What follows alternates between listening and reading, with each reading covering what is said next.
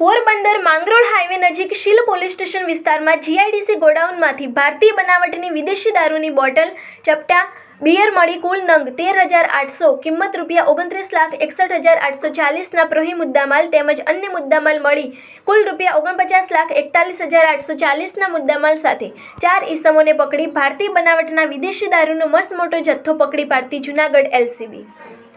જૂનાગઢ રેન્જના પોલીસ મહાનિરીક્ષક સાહેબ શ્રી નિલેશ જાજડિયા સાહેબની સૂચના તેમજ પોલીસ અધિક્ષક શ્રી સુબોધ ઓડેદરા સાહેબના માર્ગદર્શન હેઠળ વિદેશી તથા દેશી દારૂ અને જુગારની બદીને નાબૂદ કરવા તથા ગેરકાયદેસર કરતા ઈસમો ઉપર ઘોંસ બોલાવી દબોચી લઈ ગેરકાયદેસર પ્રવૃત્તિ આચરતા ડામી દેવા કડક સૂચના કરેલ હોય, જે અન્વયે ક્રાઇમ બ્રાન્ચ જૂનાગઢના પોઇન્સ કૃણાલ એમ પટેલ તથા પોલીસ સ્ટાફના માણસો સતત પ્રયત્નશીલ હોય તે દરમિયાન ક્રાઇમ બ્રાન્ચની ટીમને મળેલ હકીકત મુજબ સચિન ભીખા ચુડાસમા, હેમાંગ ભદ્રેશ પાઠક, હરેશ રામજી પંડિત, વિશાલ બચ્ચુ ચુડાસમા રહે બધા ચોરવાડવાળાઓએ ભાગીદારીમાં રવિ હમીર ભારાઈ જૂનાગઢ ગાંધીગ્રામવાળા મારફતે બહારના રાજ્યમાંથી ગેરકાયદેસર